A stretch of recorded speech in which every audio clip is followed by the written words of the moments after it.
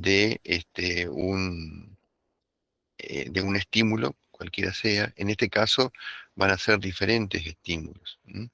Puede ser un estímulo que me ayude a mí a caminar o un estímulo que altere ese ciclo que yo definí acá, digamos, como un patrón repetitivo y cíclico, ¿no?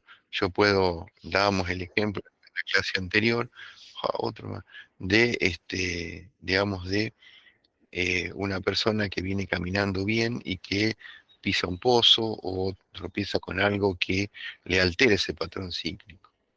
Entonces, obviamente la marcha, ese patrón repetitivo y cíclico que tenemos, está influenciado por el contexto donde yo me encuentro o por lo que me pasa.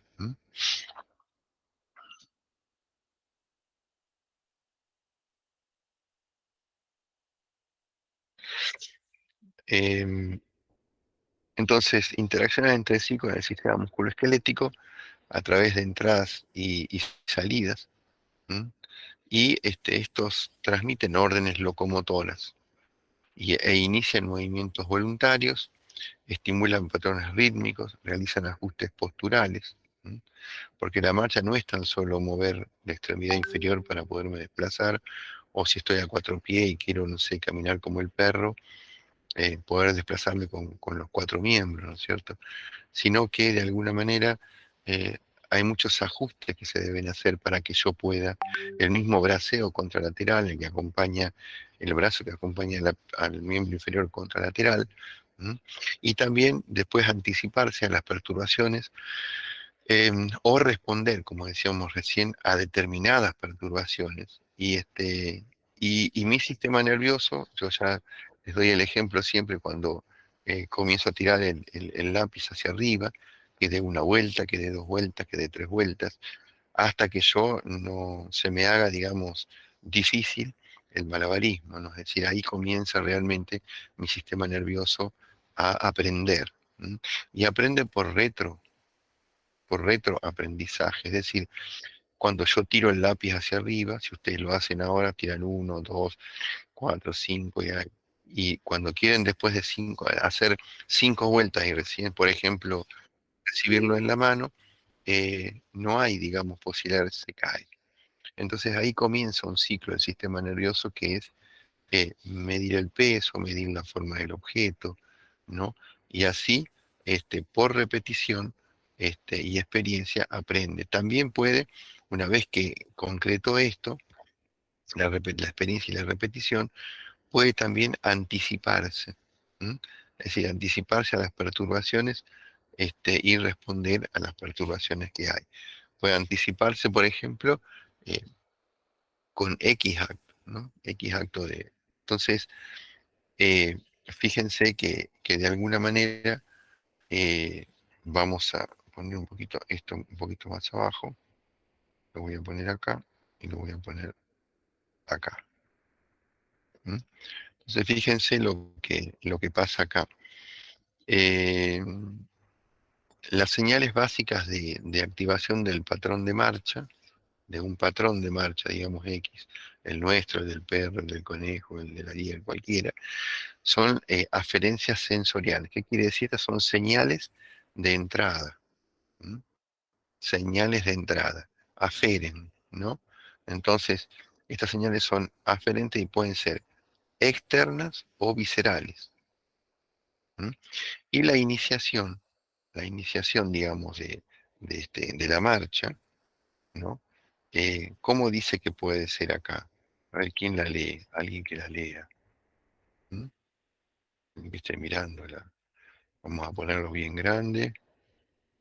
¿M? La iniciación, ¿cómo puede ser? ¿M? Voluntario o emocional. Exacto, exacto, exacto. ¿Qué les parece que es que podría ser, por ejemplo, el inicio de una marcha emocional o de un acto de marcha emocional, por ejemplo? ¿Cuándo ustedes tuvieron una marcha emocional, por ejemplo? ¿Mm? Puede Puede ser, ser por cuando tenés ejemplo, miedo o algo de eso de que salir corriendo. No sé, te quieren Exacto, robar y ir exacto, corriendo. exacto. Claro, claro, claro. Por ejemplo, que nos asustamos. Nos quieren pegar, no nos podemos defender porque sabemos que el otro o es más grande o nos puede o nos puede pegar, ¿no es cierto? Y bueno, nosotros nos defendemos, ¿no? Salimos corriendo, o también puede ser que yo marche hacia adelante para atacar a alguien, porque me voy a defender.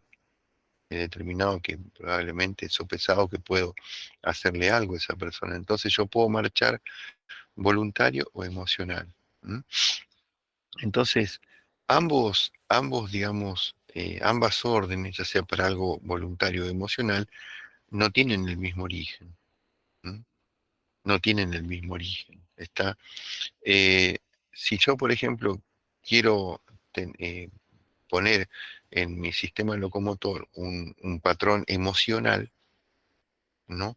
Yo, ¿qué, digamos, desde dónde creen ustedes que puede de alguna manera venir y denme algún ejemplo de una, de un patrón emocional? ¿Desde dónde vienen generalmente? ¿Qué dice ahí abajo? Emocionales vienen desde El sistema límbico e hipotálamo.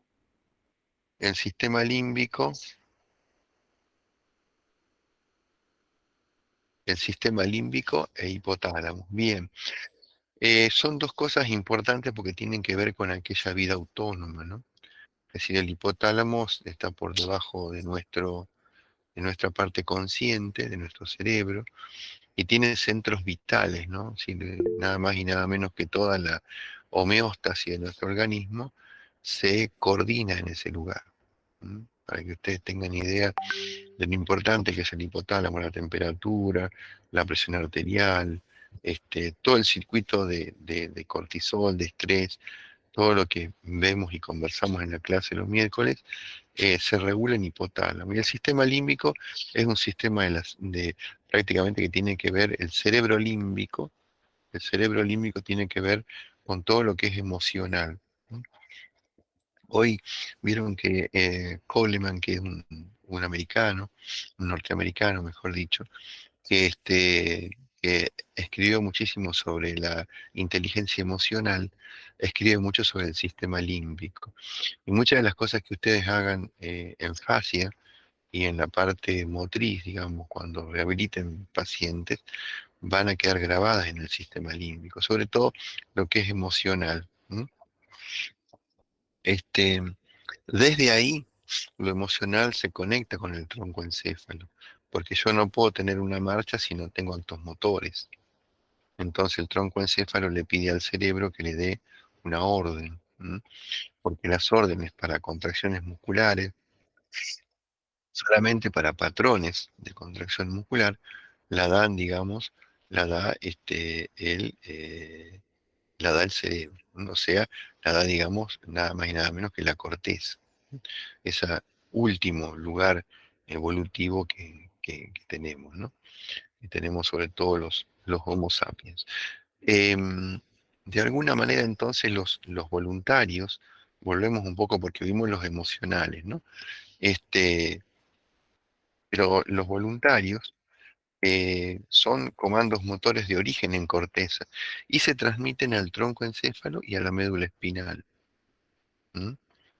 Em, no quiere decir que si no tengo la posibilidad de una orden motora, yo no puedo marchar, probablemente. Eso sería una duda que tendríamos hasta el final de la charla. Es decir, si yo no tuviera un comando motor de origen en corteza, em, quizás, digamos, no pueda marchar. ¿M? Pero eso lo vamos a dejar para después. Acá, digamos, lo que estamos viendo en esta figura es el procesamiento automático y emocional, ¿no? Está la corteza, el tálamo, el hipotálamo estaría acá abajo. Este sería el sistema límbico, ¿eh? El procesamiento emocional, el procesamiento cognitivo, el procesamiento automático, ¿m? Entre médula, cerebelo y tálamo. ¿eh? Y los diferentes niveles, ¿no? Médula espinal, puente, mesencéfalo, ganglios basales, tálamo y corteza. ¿M? Una aferencia ingresa de esta forma y una aferencia egresa de esta forma. Es decir, una aferencia va a ingresar, ¿no? a nosotros, ¿ustedes qué opinan? ¿Tendremos más hacia cerebro aferencias, ¿no es cierto? ¿Tendremos más aferencias que eferencias? ¿O tendremos igual de aferencias y eferencias? ¿Serán iguales? ¿Qué opinan ustedes? Piensen en aferencias como los estímulos, ¿no? Es decir, yo tengo estímulos importantes, ¿no? Pero pensemos si nosotros, todos los estímulos que recibimos, todos los estímulos que recibimos, a todos les contestamos. Eso es lo que les quiero preguntar. ¿Mm? O piensen, por ejemplo, si ustedes están pendientes, mira, si ustedes están pendientes y le responden a todos los estímulos que ustedes tienen en este momento, en su casa, en la pensión, en la facultad, donde están de alguna manera eh, eh, en este momento. ¿Mm? ¿Más aferencias? Claro, hay muchas aferencias. Y las eferencias con respecto a esas aferencias, ¿son iguales, son menores o son casi nada? Son muy pocas las necesarias.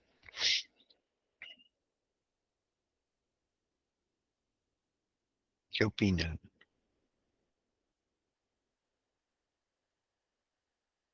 A mí me ingresan muchos estímulos, qué sé yo, Y muy poco.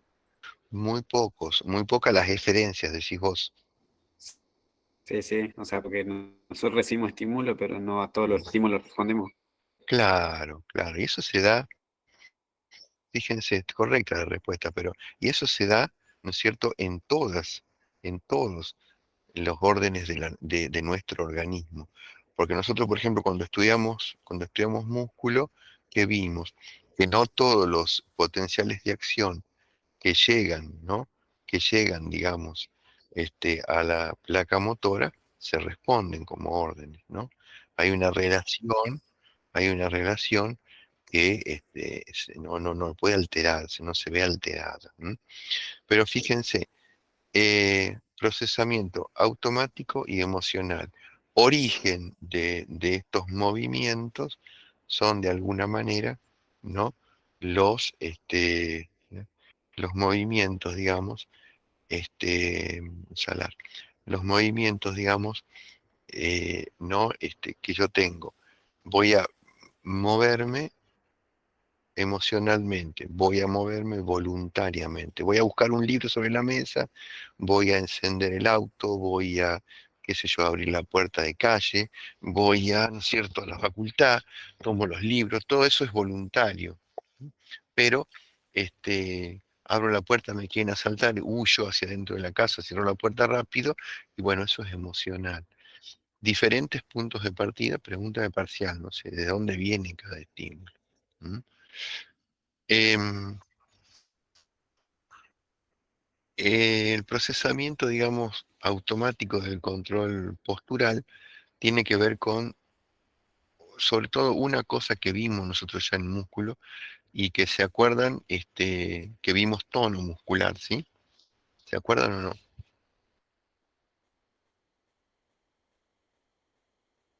¿Se acuerdan el tono Sí, muscular? sí. Perfecto. Ese tono muscular era como que, como una, sin ser una contracción muscular, es como un ajuste, ¿no? De un estado de tensión que tiene el músculo. ¿M? Y que este, eh, de alguna manera el tono lo tiene permanentemente o de a ratos. ¿Cómo es la historia del tono? Permanentemente. Bien, permanentemente. Si no estaríamos flácidos, ¿no? Y si no, no podríamos de alguna manera este, realizar muchas cuestiones musculoesqueléticas sin una pizca de tono, como tenemos siempre. Van a ver después que las alteraciones del tono dan lugar a la espasticidad, ¿no? Entonces, y lo otro es, que hemos dado ya ejemplos, es el ajuste postural de los movimientos. ¿M? Y esto es importante. en el ajuste, lo que dice ajuste postural de los movimientos. Yo no puedo tener marcha si no voy ajustándome. ¿Mm? Es decir, el auto, si yo voy en un auto, voy a sentir muchísimos pozos y no puedo amortiguar. Y esto es lo que hace el ajuste postural de los movimientos, ¿no? Es como que yo soy un set totalmente articulado, como cualquiera de ustedes. ¿Mm? Por ejemplo, el auto no tiene ya, como los primeros autos, los autos modernos hoy tienen suspensión independiente.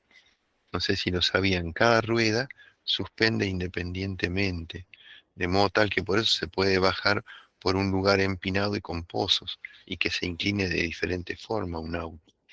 Bueno, nosotros es un sistema copiado de nuestro sistema de ajuste postural. ¿Mm? Por eso, por ejemplo, un running puede correr una carrera de montaña. ¿Mm? Ejemplo, ¿no? Bueno, ¿dónde ocurre esto? Bueno, ocurre en el tronco encéfalo y en la médula espinal. Fíjense, a medida que vamos avanzando en el tema, qué complejo que es el tema. Es muy corto, pero qué complejo que es el tema. Yo traté de simplificárselo de esta forma porque si no es una cosa bastante embromada. Pero no es todo esto, porque la médula espinal, ¿no? Se sabe, así como el tronco tiene, digamos, un grupo de neuronas respiratorias, otro grupo de neuronas vasomotoras, bla, bla, bla, bla, ¿no es cierto? Acá hay un centro generador de patrones que produce los patrones locomotores básicos. ¿Mm?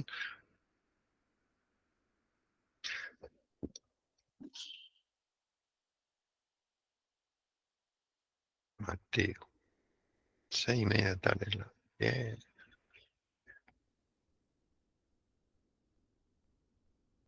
Entonces, em, el centro generador de patrones o CGP, ¿no es cierto?, produce patrones locomotores básicos. Entonces, eh, ¿dónde queda ese centro generador de patrones?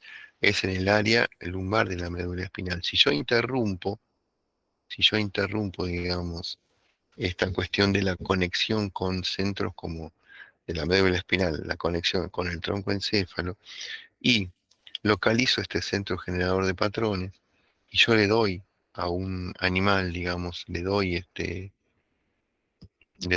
una estimulación en ese centro generador de patrones, voy a ver que hay, ¿no?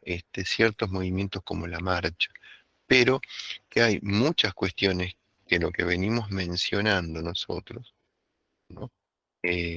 Sobre todo, digamos, esto que vimos acá, corteza cerebral, ganglios basales, cerebelo, ¿no es cierto? No tengo lo que hace cada uno. ¿M? Es muy posible que no pueda tener un patrón rítmico. Es muy posible que yo, por ejemplo, si no tengo conectado el cerebelo con médula espinal para la marcha, no pueda dar la metría de la marcha. Tenga pasos que no tienen la misma distancia. O si no tengo la corteza, no hay órdenes de movimientos voluntarios. ¿M? Es decir, ¿entienden hasta acá esto? Vamos un poco desnudando el tema o no. ¿Cómo vamos? Sí, profe, ¿Sí? bien. ¿Los demás? ¿Sí? Más o menos.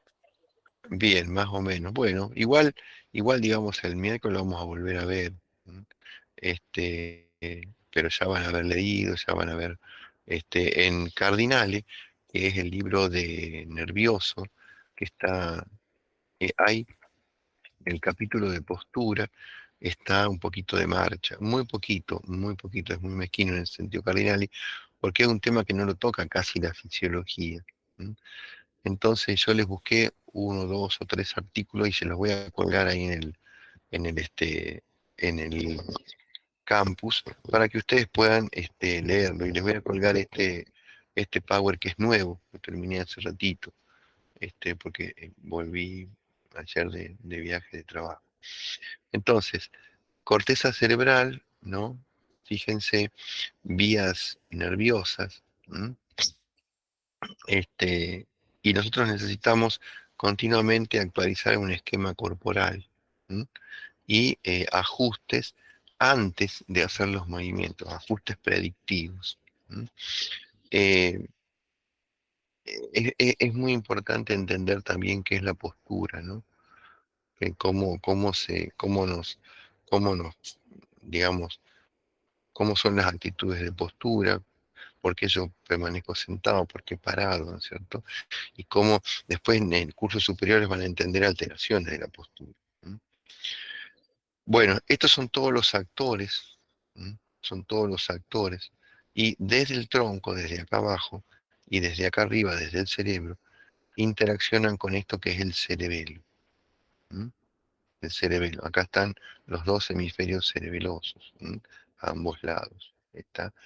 Después cuando veamos el otro año por ahí cerebelo en sistema nervioso, vamos a ver realmente qué es lo que hace el cerebelo. Pero el cerebelo se encarga, en este caso, de dar todo lo que es metría y de constatar que yo mis movimientos los haga bien, ¿m? Con como serían adecuados. ¿M? Entonces, hasta acá que tenemos, bueno, tenemos que hemos definido la marcha, hemos definido qué son los movimientos, hemos definido de alguna manera que, cuáles son los actores de la marcha. ¿M? Básicamente, ¿no? Corteza, ganglios basales, cerebelo y médula espinal. En la clase del miércoles, por ejemplo, nosotros vamos a ver, todavía no termina esta clase, pero vamos a ver separados estos quiénes son y qué hacen. ¿M? Un poquito como para que nadie quede atrás, digamos, de lo que sería ¿no? El cerebelo, por ejemplo, es básicamente el órgano que nos permite aprender motrizmente. Es muy usado por los niños que están aprendiendo cosas continuamente, ¿no? El aprendizaje motor es una de las características del cerebelo. Los ganglios basales tienen que ver con el cambio de actos. Por ejemplo, estoy escribiendo en letra de imprenta, paso a carta, paso a imprenta de vuelta, paso a carta. Los actos cíclicos, repetitivos. ¿M? Muchas partes de los ganglios basales no se saben todavía, no se sabe todavía qué hacen. ¿M? Y la corteza es la que ordena. Te doy la orden para que se contraiga determinado músculo. ¿M? Y la médula espinal tiene todo el sistema que vimos de reflejos, ¿m? Que vimos uno o dos, que uno es el miotático y otro es el flexor. ¿M? Pero en la clase médica vamos a ver por separado algunas cositas de ganglios basales, de cerebelo y de corteza para que no cunde el pánico. ¿M? Em, Además tenemos, dice, cerebelos y ganglios basales que controlan la excitabilidad neuronal de corteza, con vías que ascienden, ¿no? Entonces, controlamos la planificación, la programación y la iniciación de la marcha. Es decir, yo tengo que planificar, vamos a planificar ir de acá a Villaguay, de Concepción a Villaguay, ¿cómo vamos a ir? ¿Por qué camino vamos a ir? ¿Mm? Planificamos, programamos a tal hora, en tal momento, tal día, ¿m? E iniciamos, ¿no? Iniciamos la marcha hacia Villaguay, por ejemplo. ¿M? Y, y después por vías descendentes, que es por donde baja la orden del cerebro. Yo tengo vías descendentes, ¿no? Todo lo que asciende, todo lo que asciende, tu- todo lo que asciende será sensitivo o motor, todo lo que asciende hacia el cerebro. Sensitivo. Sensitivo. Perfecto, perfecto. Y todo lo que baja es motor, todo lo contrario. ¿M? Esos son conceptos básicos que tenemos que tener nosotros porque de alguna manera, si no, se, se, se pone brava la cosa, ¿no? Todo lo que es el tono muscular postural, los generadores de patrón, todo eso se da durante la locomoción. ¿M? Y después, como para, eh, digamos, para complicar o complejizar o integrar todo, ¿no? Tenemos la acción, digamos, de todos los ganglios o núcleos basales, ¿m? Que de alguna manera lo van a leer en el artículo que les doy, como para que ustedes vean la estructura de los ganglios basales. ¿M? Los ganglios basales, generalmente, la enfermedad que ustedes conocen en alguna gente mayor o gente joven, como el Parkinson, justamente es uno de los defectos de los ganglios basales. Cuando enferman pueden producir, por ejemplo, Parkinson, y hay alteraciones graves de la marcha. Van a ver que hay temblor, que hay bradicinesia, o sea que les cuesta marchar, les cuesta empezar una marcha, cuando la empezaron no la pueden detener, porque hay un montón de cositas que se han alterado en los ganglios basales. Bueno, vamos a ver la segunda parte de la clase, medio rápido. Hasta acá ¿se entendió? ¿Se entendió, digamos? Sí, profe. Sí, sí. ¿Sí? Bueno, es muy, muy importante que vayan conceptualizando esto. El power va a estar, digamos, esta noche, lo vamos a colgar, son los dos power. Yo les voy a poner marcha y electromiografía, porque ahora vamos a ver un poquito de electromiografía, sobre todo no porque yo se las vaya a preguntar en el parcial ni en el examen final, sino porque no me parece un tema para explicarlo, pero sí me parece un tema para que ustedes conozcan hacia dónde van y por qué hoy se registran señales. Es decir, vamos a... Profe, Sí, ¿podría subir las cosas al grupo? Porque por ahí en el campus medio que se pierde un poco. se pierde, ¿sí? ¿Cómo no? La subimos al grupo, no hay problema. Gracias. Dale. Entonces vamos a ver cómo se hace un electromiograma. ¿Mm? Creo que es esperen un poquito. Sí. Bueno, acá vamos a ver cómo se hace un electromiograma de agujas. Hay dos métodos para hacer electromiografía. Hay un método que se pincha al paciente, ¿no? Y otro método que de alguna manera lo que se hace es poner simplemente electrodos como los que ustedes tienen para el corazón. Se adhieren. Entonces, este método no es no es el segundo, sino el primero.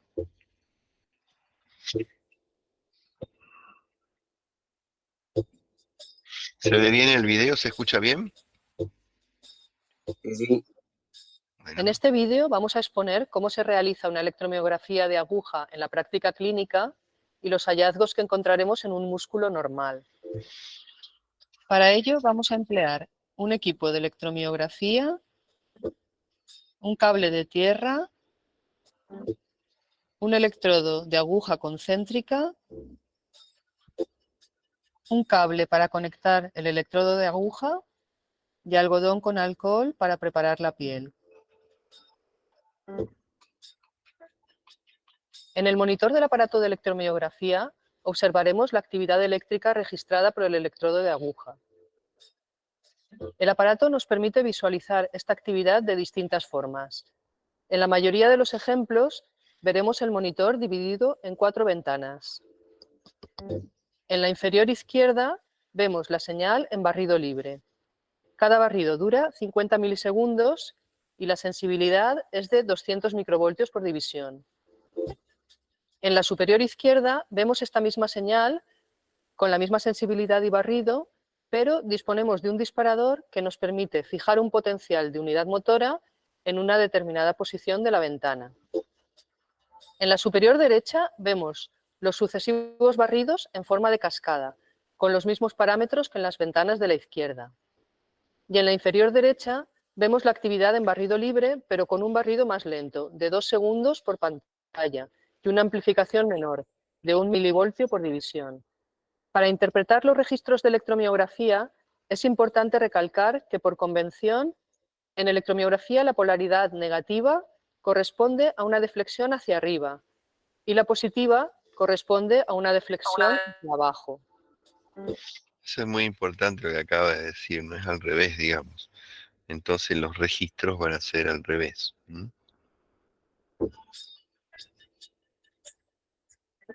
Ahora le explica al paciente cómo es el procedimiento, Pues ¿no? en primer lugar vamos a ir conectando, vamos a poner el electrodo de tierra.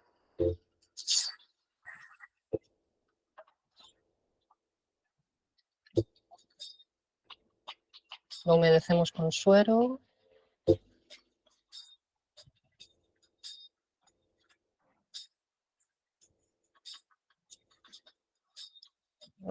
Déjame la muñeca. Ahí está poniendo lo que sería la tierra de cada equipo, que es para cerrar un circuito, ¿no? La otra parte va a ser cuando ella introduzca la aguja en el paciente. Vamos a colocar el cable de la aguja de electromiografía. Ahí monta la aguja, en un extremo está conectado a ese aparato que está conectando ahí, y al otro tiene una aguja.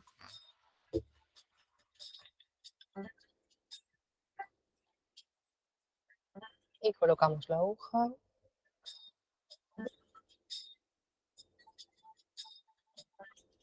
Vamos a limpiar la piel con alcohol.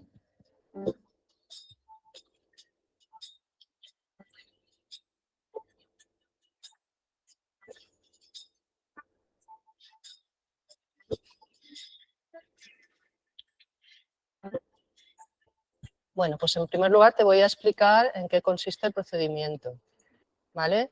Vamos a explorar un músculo, en este caso un músculo del brazo, el tríceps. Yo voy a introducir una aguja, un electrodo de aguja. Es una aguja muy finita, generalmente es poco molesta. Si en algún punto tú ves que te hace mucho daño, me lo dices y yo la cambiaría de sitio. El procedimiento que vamos a hacer tiene una primera fase en la que yo introduciré la aguja. Te diré que esté el músculo muy relajado, relajes mucho el brazo y veremos la actividad con el músculo en reposo. Eso es muy importante lo que acaba de decir, ¿no? Es decir, vamos a ver músculo en reposo y músculo en actividad. Ustedes van a ver que hay, ahora ella va a registrar el silencio muscular, se llama, que no tiene casi ninguna señal y que es como si ustedes escucharan un aceite hervir, ¿no? O sea, dentro de una sartén, una cosa, digamos, muy, muy, y después van a ver que ella le hace hacer fuerza, y de esa forma registra actividad muscular. A continuación, la siguiente fase, te voy a pedir que hagas una mínima fuerza, que extiendas el brazo un poco y entonces yo iré desplazando la aguja, iremos viendo la actividad del músculo en varias posiciones. Y finalmente te pediré que vayas haciendo poco a poco un mayor esfuerzo, vayas incrementando la fuerza, extendiendo más el brazo progresivamente hasta que hagas la máxima fuerza contra la resistencia de mi mano siempre. ¿Vale? ¿De acuerdo?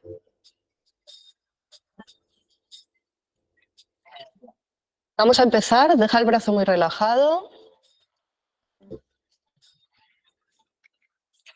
Vale, voy a introducir la aguja ya. Vamos a ir viendo varios puntos en el músculo.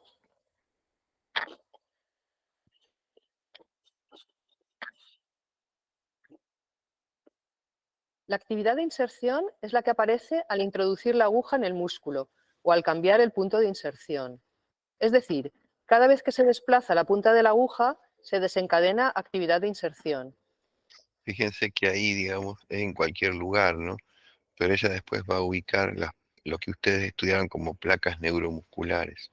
Ahora vamos a ver cómo Es una actividad irregular, breve, que cesa al finalizar el movimiento de la aguja y nos indica que la punta del electrodo de aguja está situada efectivamente en tejido muscular y no en tejido celular subcutáneo. Voy a dejar de mover la aguja para que veamos cómo es la actividad del músculo en reposo. Deja el brazo muy relajado. En el músculo normal en reposo no debe aparecer ninguna actividad. Es lo que llamamos silencio eléctrico. Esto sucede en todos los puntos de inserción, excepto cuando la punta de la aguja se encuentra situada muy cerca de la zona de placa motora.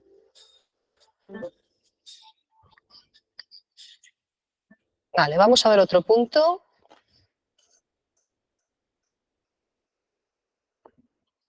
En este momento la aguja está insertada en una zona de placa motora. Vamos a ver cómo es la actividad aquí.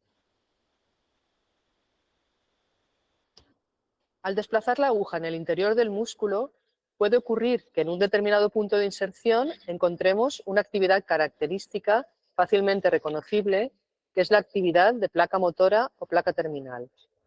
El ruido de placa motora es una actividad continua, irregular, de baja amplitud, formada por potenciales negativos de corta duración, difíciles de diferenciar unos de otros. Su sonido en el aparato de electromiografía recuerda al de una caracola de mar.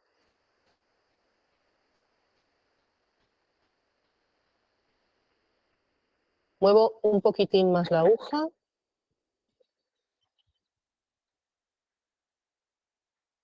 Las puntas de placa motora son potenciales breves en forma de espiga, con una deflexión inicial negativa, es decir, hacia arriba en el aparato de electromiografía, que disparan de forma irregular y cuyo sonido recuerda al chisporroteo del aceite hirviendo en una sartén.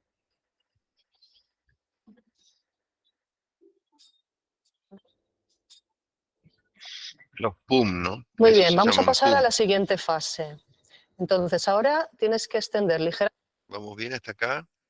¿Se ve bien? ¿Se escucha bien? ¿Entienden? Sí, sí. Sí, sí, profe. Listo. el codo, extender ligeramente, un poquito de fuerza, haz un poquito de fuerza, eso es, contra la resistencia de mi mano, muy bien. Mantén la fuerza constante, un poco menos de fuerza, un poco menos. Muy bien ahí, estupendo. Al realizar una contracción muscular mínima, detectamos con el electrodo de aguja un único o unos pocos potenciales de unidad motora. Cada uno de los potenciales aparece de forma repetida, siempre con la misma morfología, lo que nos permite distinguir un potencial de unidad motora individual de otros que puedan aparecer en el mismo punto de inserción. Una característica distintiva de los potenciales de unidad motora es su cadencia de disparo irregular. Yo ahora voy a ir fijando potenciales de unidad motora. Haz un poquito de fuerza contra mi mano, no tanta, un poquito solo, ahí muy bien. Sigue haciendo la fuerza constante, constante. Los aparatos de electromiografía disponen de un sistema de disparo que nos permite fijar en pantalla un determinado potencial de unidad motora de forma que en los sucesivos barridos aparezca en la misma posición. Para ello, establecemos un umbral, de forma que cuando un potencial lo sobrepasa, se inicia el barrido unos milisegundos antes del punto de corte. El electromiografista determina previamente el retraso deseado, es decir, cuántos milisegundos antes del disparo del potencial. Bueno, esto ya es muy técnico, pero yo les quería mostrar realmente cómo de alguna manera, cómo se registran la actividad muscular, cómo, digamos, es útil. Indudablemente que este es un electromiograma que se hace para diagnóstico. Ustedes van a poder ver en sus diferentes pacientes el día de mañana, ¿no es cierto? Diferentes registros de enfermedades. Yo después les voy a colgar un capítulo de un libro que ustedes lo pueden leer para entender un poco mejor lo que es un electromiograma. Pero vamos a ver hoy, por ejemplo, lo más palpable que ustedes van a ver en gimnasios obviamente que tengan todo esto, que no muchos lo tienen, porque una valija de estos electrodos que les voy a mostrar ahora vale casi $10.000. Pero de alguna manera la facultad todavía no los tiene, pero vamos a tratar de conseguirlos en estos años. Fíjense, han evolucionado los registros y para qué sirve, que esto es lo que yo quiero que ustedes tengan idea, para qué sirve un registro electromiográfico. Ya sea en la rehabilitación de un paciente que tuvo una lesión muscular, en un posoperatorio de un hombro, de una cadera, lo que sea, o por ejemplo en una columna, ¿no? Para que ustedes tengan una idea nada más. Fíjense lo que...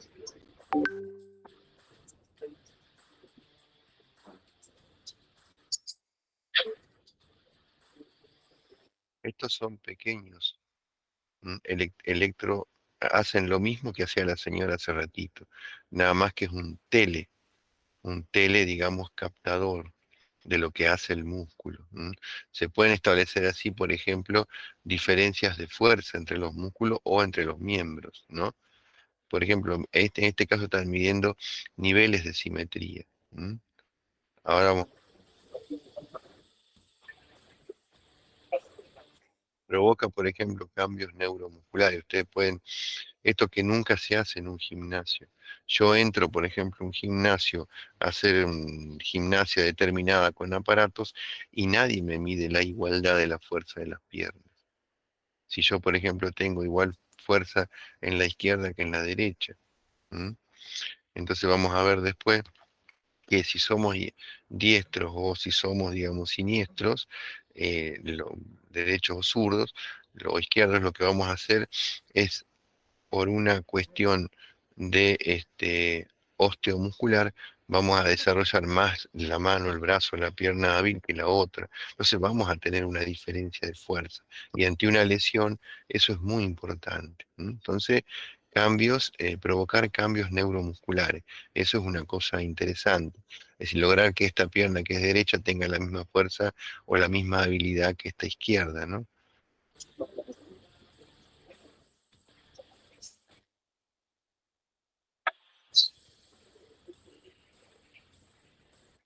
Bueno, la potencia de progresión, que acelera la recuperación, por ejemplo.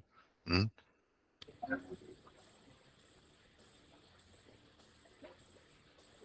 Son 30 gramos tiene cada sensor. ¿Mm? Y tiene una tecnología Bluetooth, se lo puedo manejar desde el teléfono.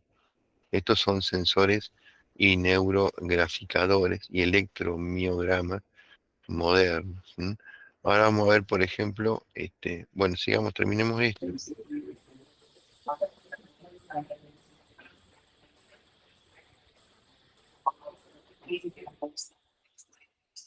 Esos son los registros que se pueden hacer imprimir. ¿M? El informe del aparato. Ahora vamos a ver, por ejemplo, una cuestión de uso. Fíjense. Muy buenas, compañeros. Hoy traemos práctica clínica. Hoy en concreto nos vamos a centrar a cómo valorar lesiones musculoesqueléticas. Vamos a conocer cómo valorar la calidad del movimiento de una articulación, es decir, conocer los músculos que se involucran en un movimiento y saber valorar su control motor. Y segundo, ver cómo se valora la calidad de esa contracción. Para todo ello juntos, dar una buena valoración a nuestros pacientes. Vamos a ver el vídeo. Hoy en nuestro ejemplo de valoración tenemos un hombro. Vamos a ver cómo se valora la calidad del movimiento de un movimiento de abducción de hombro en un hombro sano y en un hombro lesionado. Vamos a empezar. Abducción de hombro, dijo, o sea, abro, ¿no? Abro el brazo, digamos, ¿no? Abro hacia afuera. Abducción es abrir. Aducción es cuando lo pongo contra mi cuerpo. ¿Entendido eso? ¿Sí? Sí, profe. Genial. Fíjense, ¿Lo ¿sí? puede explicar de nuevo, profe? Abducción es cuando yo, por ejemplo, mi codo lo separo, abro mi brazo hacia afuera, abro mi brazo, no lo llevo ni lo extiendo ni lo flexiono, lo abro hacia afuera, eso es abducción.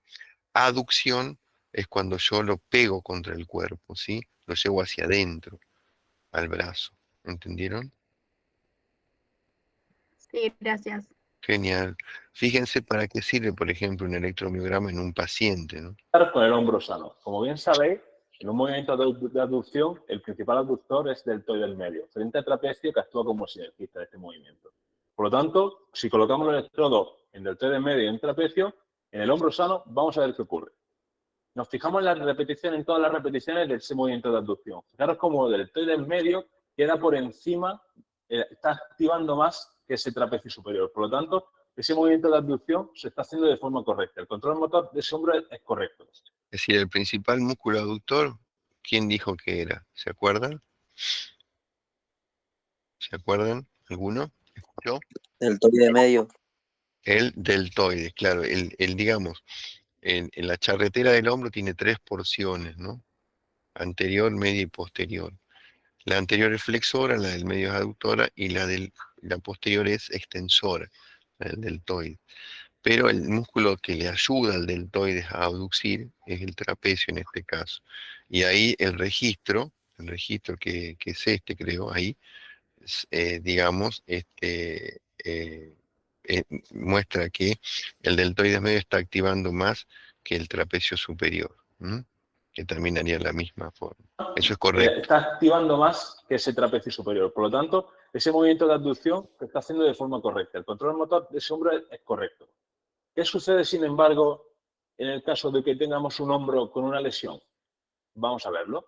Fijaros como ahora, en estas repeticiones, el trapecio superior contralateral está más activo en ese mismo movimiento de abducción que ese deltoides medio. Por lo tanto, esa persona que quizás tiene la misma movilidad que el otro hombro, estamos consiguiendo que ese movimiento no sea el correcto y, por lo tanto, que tengamos un riesgo más alto de otra posible lesión o otra posible disfuncionalidad. ¿Nos vamos a quedar solamente con la calidad del movimiento? No. Vamos a ver qué sucede también en la calidad de esa contracción. Ver qué músculo consigue generar mayor fuerza.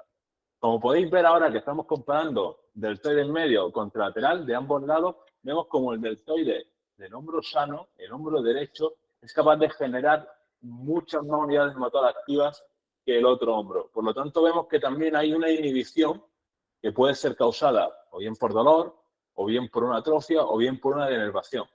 Por lo tanto, compañeros, hago hincapié en la importancia de tener controlado el control motor de los diferentes movimientos funcionales de cualquier articulación, ya que el control motor, para nosotros y para muchos compañeros, es la base, la habilidad principal que controla el resto de habilidades como fuerza, velocidad, potencia, pero si no tenemos capacidad de medir ese control motor, es muy difícil hacer nuestro trabajo bien y controlar otros factores extrínsecos a ese control motor. Y por último, os invito a que si queréis seguir profundizando en esta pasión. Bueno, fíjense qué interesante que son los registros, ¿no? Y estos son prácticamente, como veíamos acá, ¿no? Registros de superficie. ¿Mm? Fíjense acá, ¿no? Acá estamos viendo la simetría. ¿Mm? Acá, por ejemplo, cuádriceps isquiotibiales, cuádriceps otra vez. ¿Mm? Estamos viendo, digamos, cómo se comportan los diferentes músculos. Se pescan muchísimas lesiones con la electromiografía. Por eso es interesante que ustedes lo puedan de alguna manera poder estudiar y evidenciar más que saber súper del tema, evidenciar, digamos, para qué sirve, ¿no? Para qué sirve el hecho de poder de alguna manera utilizarlo. Después hay otros 2 o 3 videos que los vamos a ver en la próxima clase, donde terminemos algunas cositas de electromiografía. Yo les voy a subir el artículo que les dije y el capítulo del libro para que ustedes puedan leer registro básico de electromiografía. ¿No? Si tienen alguna duda, si no nos vemos el miércoles. ¿No? El miércoles en la clase a las 4. ¿No? No recuerdo en este momento cuál es la comisión que va, pero me parece que le toca a la A de vuelta, así que me parece que a la A, ¿no? ¿Sí? A la A le toca. Listo, profe. Muchas gracias. Gracias a ustedes, que anden muy lindo. No, profe. Chao, profe. Chao, profe. Chao, hasta luego, chao. Chao, Chao. querido. Chao, profe. Anda bien. Chao, igualmente. Profe.